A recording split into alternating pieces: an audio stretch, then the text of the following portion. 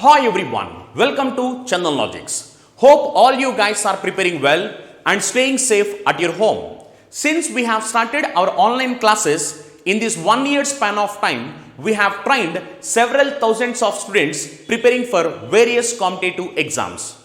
If you want to meet our expert faculty team, you can meet our expert faculty team and we are going to come across with best and unique content which will help you to crack your examinations in a smart way. We are going to teach each and every subject very clearly in detail. And we are going to come across with best and smart approaches which will help you to crack your examinations in very short span of time.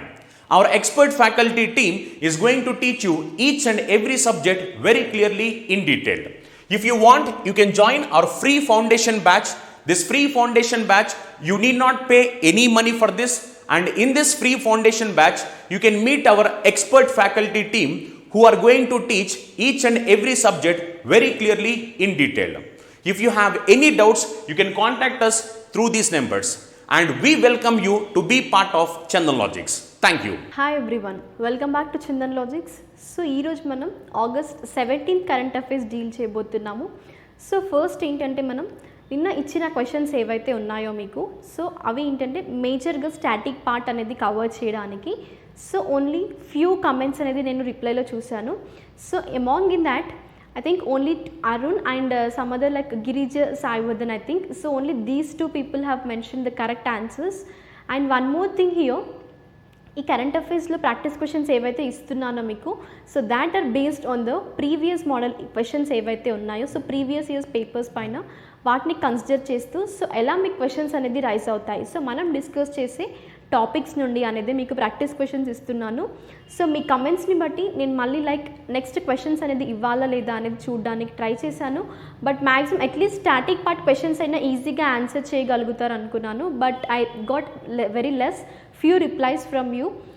And ఈరోజు ఏంటి అంటే ఆ practice questions ఏవైతే ఉన్నాయో so వాటి యొక్క ఆన్సర్స్ని first మనం discuss చేసిన తర్వాత డిస్క్రిప్టివ్ పార్ట్లోకి వెళ్దాము.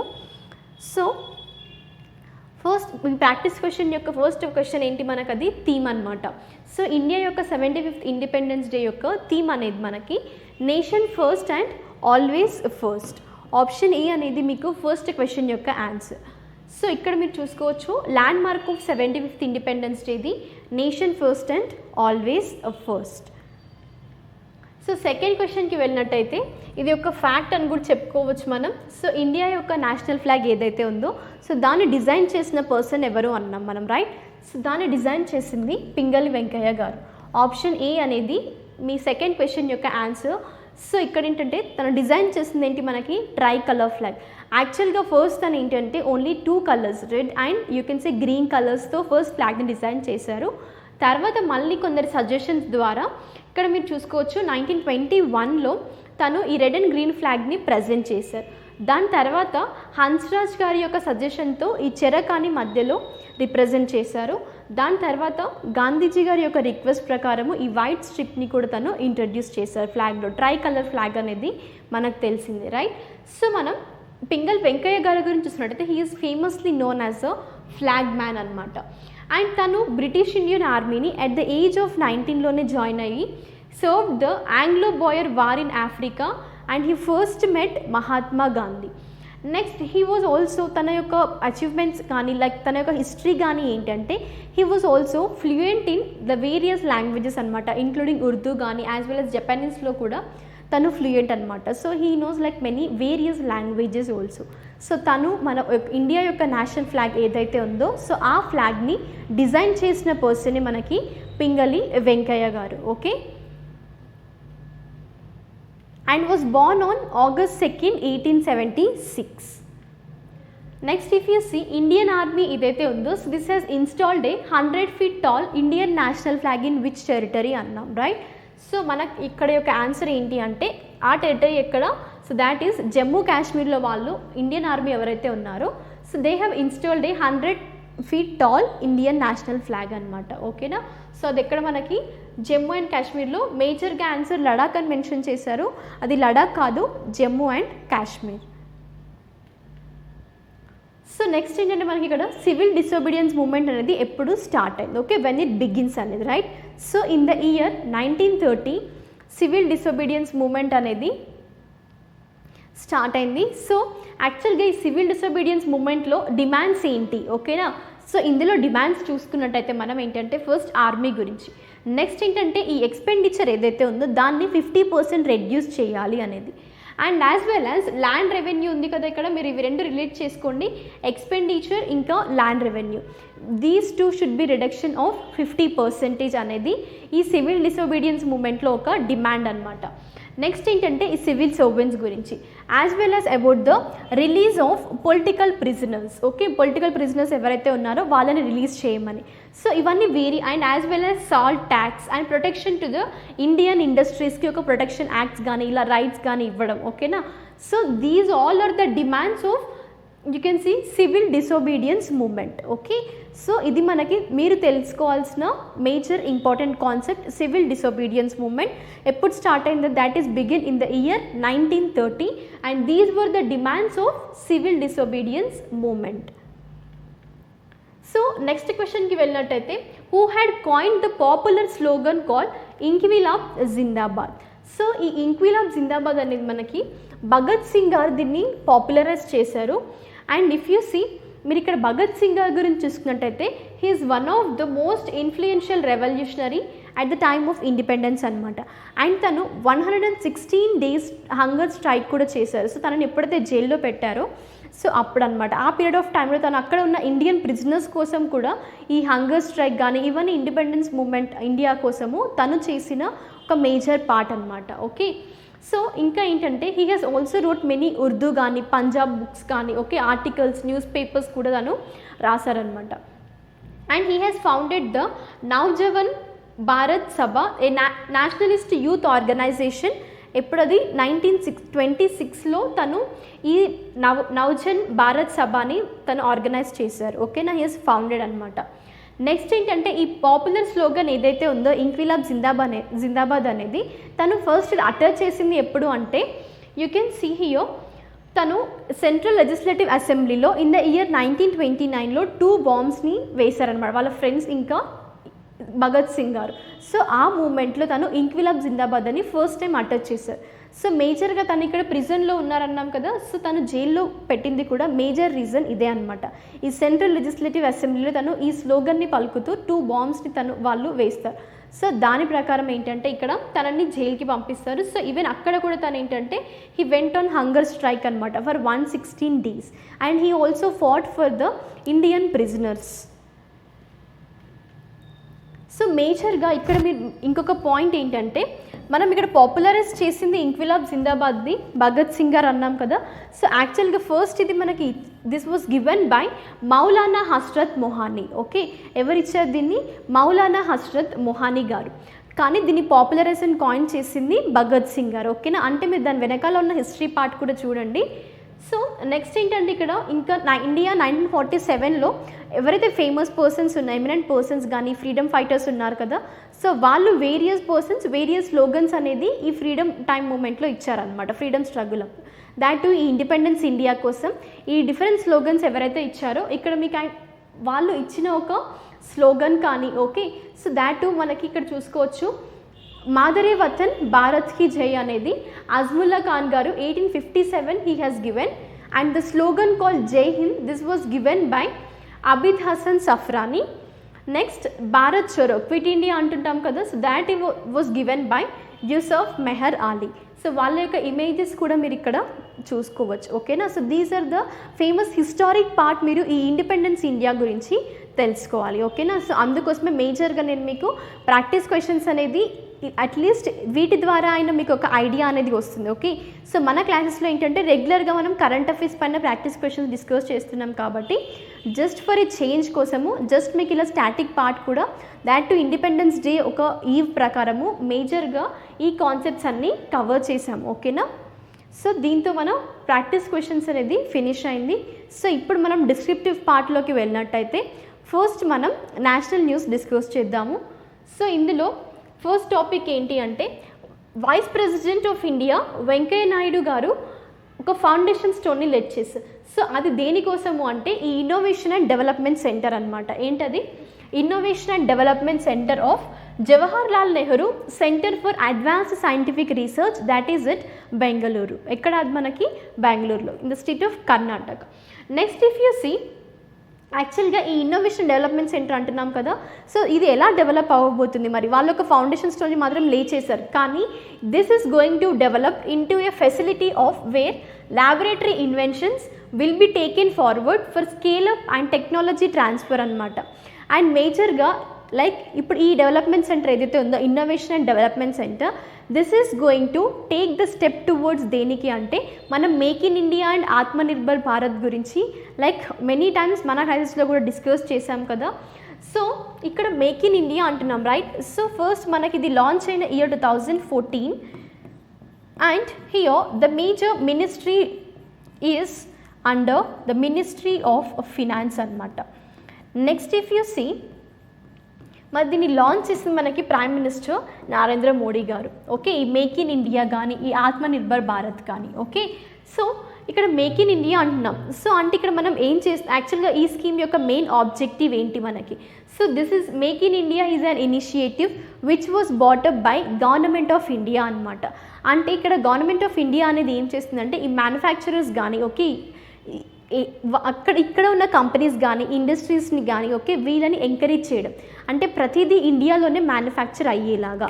Okay, India should be A hub it self. Okay, మనకి ఇక్కడ ఇంపోర్ట్స్ అనేది తగ్గించడం కోసం. ఓకే, సో మనం వేరే కంట్రీస్ నుండి ఇంపోర్ట్ చేయకుండా everything should be available in India only. ఇప్పుడు సపోజ్ మనం మొబైల్స్ చూసుకున్నా, ఏదైనా like from China, from other countries, Japan, so ఇలా టాయ్స్ కానీ మనం ఇంపోర్టింగ్ చేస్తున్నాం. సో అలా కాకుండా ఇండియాలోనే ప్రతిదీ మ్యానుఫ్యాక్చర్ అనేది జరగడం కోసమే ఈ మేక్ ఇన్ ఇండియా కానీ, ఓకే, ఈ ఆత్మనిర్భర్ భారత్ కానీ ఇలాంటి వేరియస్ ఇనిషియేటివ్స్ అనేది గవర్నమెంట్ ఆఫ్ ఇండియా తీసుకొచ్చిందనమాట. సో ఇప్పుడు a part of these make in India and Atmanirbhar Bharat only ఇక్కడ వీళ్ళు లాంచ్ చేసింది అండ్ ఫౌండేషన్ స్టోన్ లేట్ చేసింది కూడా ఈ ఇన్నోవేషన్ అండ్ డెవలప్మెంట్ సెంటర్కి. They are going to make a step towards ఏంటి, ఈ digital India, make in India, as well as you can see Atmanirbhar Bharat. ఓకేనా? సో ఇక్కడ ఆత్మనిర్భర్ భారత్ అంటున్నాం కదా, సో మేజర్గా మన క్లాస్లో మనం వేరియస్ టైమ్స్ డిస్కస్ చేసాము. ఏంటది? Self reliant India. So everything should be done and made in India only. And ఇక్కడ ఆత్మనిర్భర్ భారత్ అనేది మేజర్గా ఎక్కువగా సినారీలోకి వచ్చింది ఎప్పుడు అంటే that during and after the pandemic ఏదైతుందో కోవిడ్ అండ్ పాండమిక్. సో దీనికి ఒక బడ్జెట్ అనేది రిలీజ్ చేసినప్పుడు మేజర్గా కన్సిడర్ చేసింది ఇక్కడ ఆత్మనిర్భర్ భారత్ అనే వర్డ్ మనం చూసుకోవచ్చు. ఓకేనా? So this is all about make in India and Atmanirbhar Bharat. And present మనకి ఇప్పుడు ఈ2 న్యూస్లో ఎందుకున్నాయి అంటే a part of these only. So under these only మనకి ఇక్కడ ఈ ఇన్నోవేషన్ అండ్ డెవలప్మెంట్ సెంటర్కి ఒక ఫౌండేషన్ స్టోన్ అనేది vice president of India Venkaiah Naidu garu దీనికి ప్లేస్ చేశారు. అండ్ మేజర్గా మీరు చూసుకోవాల్సింది ఇక్కడ, ఒకసారి మీరు ఫ్రీగా ఉన్నప్పుడు వైస్ ప్రెసిడెంట్ ఆఫ్ ఇండియా యొక్క ఫంక్షన్స్ ఏంటి, తనని ఎలా నామినేట్ కానీ ఎలా ఎలక్ట్ చేస్తారు, okay, MPs major role play చేస్తారా, ఎమ్మెల్యేస్ మేజర్ రోల్ ప్లే చేస్తారా. And also vice president of India అని మనం చూసుకున్నట్టయితే second citizen of India, right. So తన యొక్క ఫంక్షన్స్ కానీ ఆబ్జెక్టివ్స్ కానీ ఎలా ఎలక్ట్ చేస్తారు, రైట్. ఓకే, డైరెక్ట్ ప్రాసెసా లేదంటే ఇండైరెక్ట్ ప్రాసెసా, ఇవి అన్నీ ఒకసారి మీరు ఫ్రీగా ఉన్నప్పుడు వైస్ ప్రెసిడెంట్ ఆఫ్ ఇండియా గురించి తెలుసుకోండి. That will be useful for the static part. Next మనం స్టేట్ న్యూస్లోకి వెళ్ళినట్టయితే ఉత్తరాఖండ్ స్టేట్ గవర్నమెంట్ ఏదైతే ఉందో, సో అది ఏంటంటే రీసెంట్గా ఒక న్యూ అంబాసిడర్ని అపాయింట్ చేసింది. సో దాట్ టు మరి న్యూ అంబాసిడర్ని అపాయింట్ చేసింది ఏ డిపార్ట్మెంట్కి అంటే that for the department of the women empowerment and child development. So ఇలాంటి డిపార్ట్మెంట్స్కి మేజర్గా స్టేట్ గవర్నమెంట్స్ ఏంటంటే ఫేమస్ ఇలా స్పోర్ట్స్ పర్సన్స్ ఎవరైతే ఉంటారో వాళ్ళ దాట్ టు ఉమెన్కి సంబంధించిన ఉమెన్ స్పోర్ట్స్ పర్సన్స్ ఉంటారు కదా, సో ఉమెన్ స్పోర్ట్స్ పర్సన్ని సెలెక్ట్ చేసి ఇలా ఉమెన్ ఎంపవర్మెంట్ ప్రోగ్రామ్స్కి కానీ, ఓకే, ఇలా డిపార్ట్మెంట్స్కి కానీ ఏవైనా అవేర్నెస్ క్యాంపెయిన్స్ ఉంటాయి కదా, సో వాటికి కూడా మేజర్గా ఇలా ఎమినెంట్ పర్సన్స్ని స్టేట్ గవర్నమెంట్స్ అనేది రిప్రజెంట్ చేస్తుంది. ఓకేనా? సో ఇప్పుడు ఇక్కడ ఏంటంటే hockey star Vandana Kataria made Uttarakhand women and child development ambassador అనమాట. ఎవరది? వందనా కతారియా. మీరు తన యొక్క ఫోటోగ్రఫీ కూడా చూసుకోవచ్చు, హాకీ ప్లేయర్ అనమాట. సో ఇప్పుడు తనని and Indian women's hockey team player Vandana Katriya will be the brand ambassador for the Department of Women Empowerment and Child Development. మరి ఈ అనౌన్స్మెంట్ ఎప్పుడు చేశారు, తనని లైక్ అంబాసిడర్గా అపాయింట్ చేస్తున్నారు అని అంటే this is at a programme organised to facilitate the recipient of awards. ఏంటి అంటే అది తిలురతల్లి అవార్డ్, ఇంకా ఈ అంగన్వాడీ వర్కర్స్ అవార్డ్, ఈ ఒక ప్రోగ్రాంలో ఈ అనౌన్స్మెంట్ అనేది చేశారు. ఏంటది? State government, Uttarakhand state government అనేది రీసెంట్గా ఈ అపాయింట్మెంట్ గురించి ఒక అనౌన్స్మెంట్ అనేది చేసింది. ఓకేనా? So that is about the state news. Next మనం బ్యాంకింగ్ న్యూస్లోకి వెళ్ళినట్టయితే RBI cancels the licence of Raigad based Karnala Nagari Sahakari bank. So యాక్చువల్గా మనకి సహకారి బ్యాంక్ అనేది ఏంటి? If you see cooperative banks అంటుంటాం కదా, సో అవే మనకి ఇక్కడ సహకారి బ్యాంక్స్ అనమాట. సో ఇక్కడ ఏంటంటే మనకి రిజర్వ్ బ్యాంక్ ఆఫ్ ఇండియా అనేది ఈ కోఆపరేటివ్ బ్యాంక్ యొక్క లైసెన్స్ అనేది క్యాన్సిల్ చేసింది. సో ఆర్బీఐ అనేది ఎప్పుడు లైసెన్స్ క్యాన్సిల్ చేస్తుంది? సో ఎందుకు లైసెన్స్ క్యాన్సిల్ చేస్తుందంటే because you can see RBI India యొక్క లైక్ సర్టెన్ యాక్ట్స్ ఏవైతే ఉన్నాయో, so that you can see mention, నా కమెంట్ సెక్షన్లో మెన్షన్ చేయండి. ఇక్కడ ఒక మేజర్ యాక్ట్ అనేది రోల్ ప్లే చేస్తుంది. సో ఆ యాక్ట్ నంబర్ ఎంత? ఓకేనా? So RBI act of which. Okay, so ఇక్కడ నాకు కమెంట్ సెక్షన్లో మెన్షన్ చేయండి ఏది దాట్ టు ఈ క్యాన్సిలేషన్ ఆఫ్ లైసెన్స్లో ఇంపార్టెంట్ రోల్ ప్లే చేస్తుందో అది. ఓకేనా? సో ఇప్పుడు ఏంటంటే మనకి న్యూస్లో ఉంది ఈ సహకారి బ్యాంక్ ఏదైతే ఉందో, so that is in the state of Maharashtra అనమాట. సో ఈ RBI according as informed by the RBI licence of Karnala Nagari Sahakari bank అనేది క్యాన్సిల్ అయింది. That to due to the insufficient capital and also you can see here earning prospects అనమాట. And its continuance would have adversely affected the depositors. యాక్చువల్గా మనకి మేజర్గా banks అనేవి ఎందుకు? So banks ఏం చేస్తుంటాయి? Banks will majorly consider what? Deposits, right? So అవి deposits తీసుకున్నప్పుడు మళ్ళీ డిపాజిటర్స్కి రీపే కూడా చేయాలి, రైట్? సో ఇక్కడ మనం బ్యాంక్స్ అనేవి డిపాజిటర్స్కి రీపే చేయాలి. ఒకవేళ ఆ రీపే చేసే టైంలో ఏంటంటే బ్యాంక్ దగ్గర సఫిషియంట్ అమౌంట్ లేనప్పుడు బ్యాంక్ యొక్క లైసెన్స్ అనేది ఆర్బీఐ క్యాన్సిల్ చేస్తుంది. ఓకేనా? సో ఇప్పుడు ఇక్కడ ఉంది కూడా అదే అంటే ఇక్కడ బ్యాంక్స్ అనేవి unable to repay the customers, that means the depositors. Okay, then ఇక్కడ ఎఫెక్ట్ అయ్యేది ఎవరు? మరి డిపాజిటర్సే కదా. అందుకోసమే ఆర్బీఐ వీటి యొక్క లైసెన్స్ అనేది క్యాన్సిల్. ఇలాంటి కండిషన్స్లో ఇన్సఫిషియంట్ అమౌంట్ అనేది బ్యాంక్లో ఉన్నప్పుడు వీటి యొక్క లైసెన్స్ అనేది క్యాన్సిల్ అయిపోతుంది. ఓకేనా? సో ఇప్పుడు రీసెంట్గా ఆర్బీఐ క్యాన్సిల్ చేసిన ఆ బ్యాంక్ ఏంటి? లైసెన్స్ క్యాన్సిల్ చేసిన బ్యాంక్ ఏంటంటే Raigad based Karnala Nagari Sahakari bank in the state of Maharashtra. So next మనం గవర్నమెంట్ స్కీమ్స్లోకి వెళ్ళినట్టయితే government announces the prime minister Gati Shakti scheme అనమాట. సో ఈ గతిశక్తి స్కీమ్ అంటున్నాం కదా, యాక్చువల్గా మనకి ఇక్కడ గతిశక్తి అనేది ఏంటి? To accelerate. Okay, so to accelerate economy అనమాట. That to every and connecting everything everywhere and every one. ఓకేనా? సో ఇక్కడ మేజర్గా ఎకనామీని యాక్సిలరేట్ చేయడం కోసమే ఈ గతిశక్తి స్కీమ్ అనేది on the eve of 75th independence prime minister Modi garu announce చేశారు. ఓకేనా? సో దాట్ కొంత అమౌంట్ అనేది ఈ స్కీమ్కి అనౌన్స్ చేశారు. ఆ అమౌంట్ ఏంటంటే ₹100 lakh crores అనమాట. సో ఇక్కడ మీరు న్యూమరికల్ టర్మ్స్ ఫోకస్ చేయాల్సింది ఏంటి అంటే 75th independence August 15th. Okay, that is the amount ఎంత? 100 lakh crore rupees అనేది. ఓకేనా? సో మరి ఇప్పుడు మనం యాక్చువల్గా గతిశక్తి యొక్క ఆబ్జెక్టివ్ ఏంటి అంటే వీళ్ళు ఎలా యాక్సిలరేట్ చేయబోతున్నారు ఈ ఎకానమీని అంటే they are going to mainly increasing the expenditure. ఏంటది? Going to increase the expenditure of infrastructure అనమాట. సో ఇన్ఫ్రాస్ట్రక్చర్ అనేది ఫస్ట్ ఇంక్రీజ్ చేస్తే ఆబ్వియస్గా మనకి ఏం జరుగుతుంది? So there will be the increase in the employment, right? So employment అనేది increase అయినప్పుడు కంట్రీలో ఆబ్వియస్లీ ఎకనామీ అనేది ఇంప్రూవ్ అవుతుంది. So economy that we are saying GDP.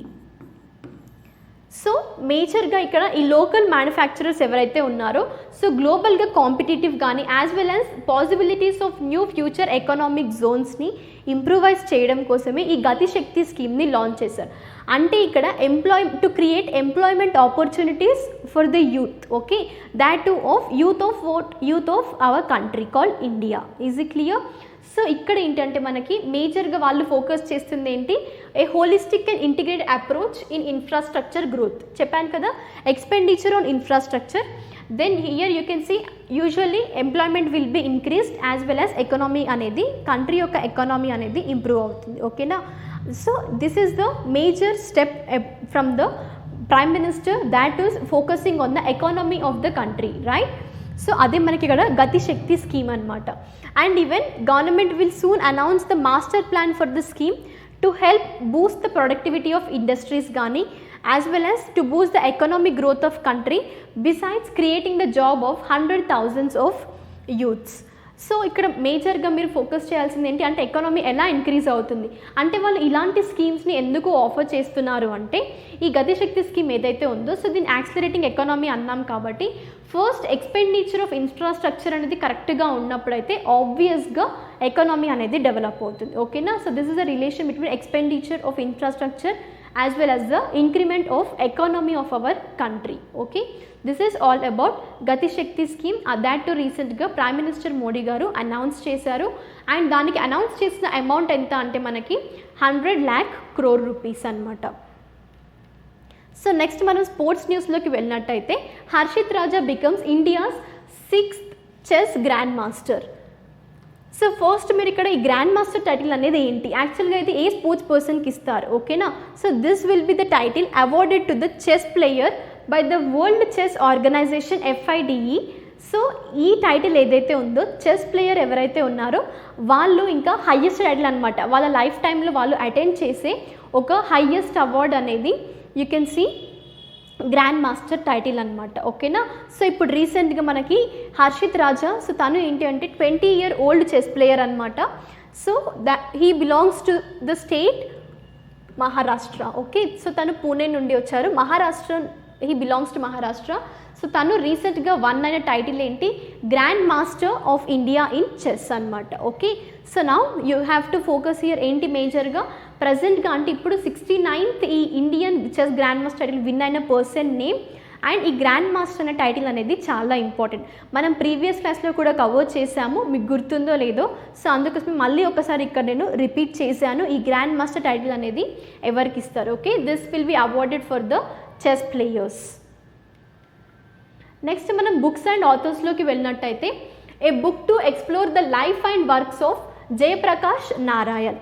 So ఇక్కడ మీరు జయప్రకాష్ నారాయణ్ గారి ఫస్ట్ ఈ బుక్ యొక్క టైటిల్ ఏంటి అంటే మనకి the dream of revolution, a biography of Jayaprakash Narayan. So Jayaprakash Narayan గారికి పాస్టమస్లీగా భారత్ రత్న కూడా అవార్డ్ చేశారు. Okay, highest civilian award. And మనం తన గురించి చూసుకున్నట్టయితే he is a revolutionary leader and independence activist అనమాట. అండ్ జయప్రకాష్ నారాయణ్ గారు ఇన్ఫ్లుయెన్స్ అయిన ideas Marxism as well as you can see Gandhian ideology. ఏంటది, Gandhian ideology.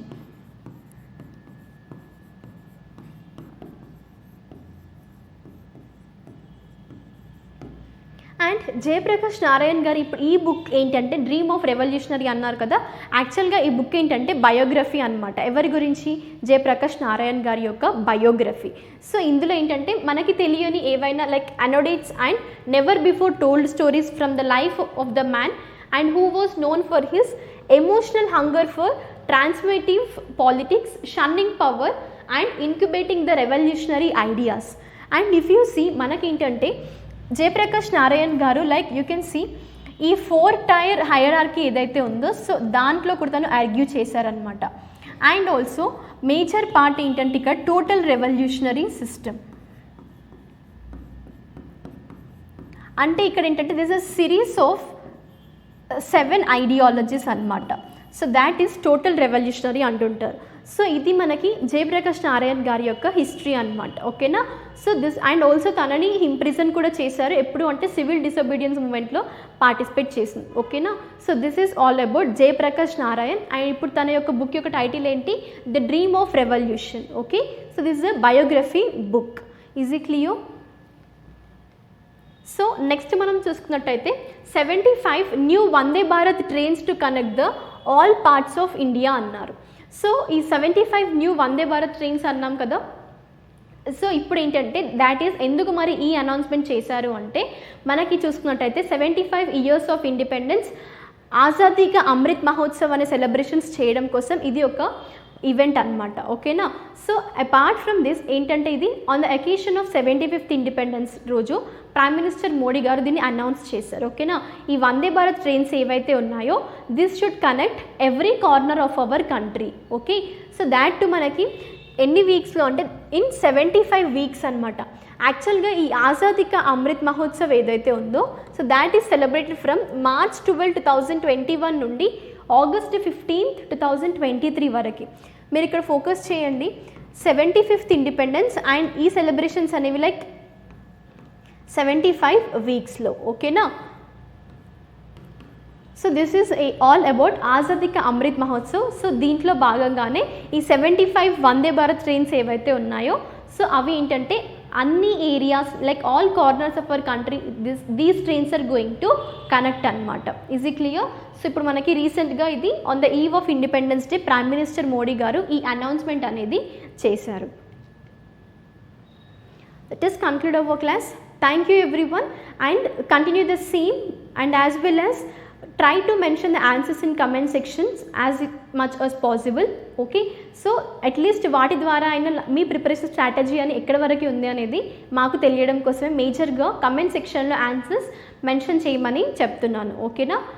Thank you. We will meet you in the next class. Until then, stay tuned.